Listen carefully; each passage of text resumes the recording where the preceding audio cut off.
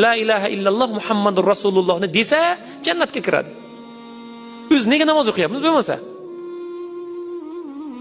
La ilaha illalloh Muhammadur Rasulullohni aytsa, vafot etsa, bo'ldi, jannatga kirar ekan.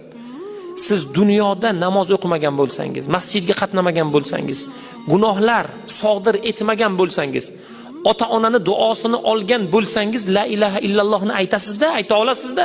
Bo'lmasa tilaylanmaydi.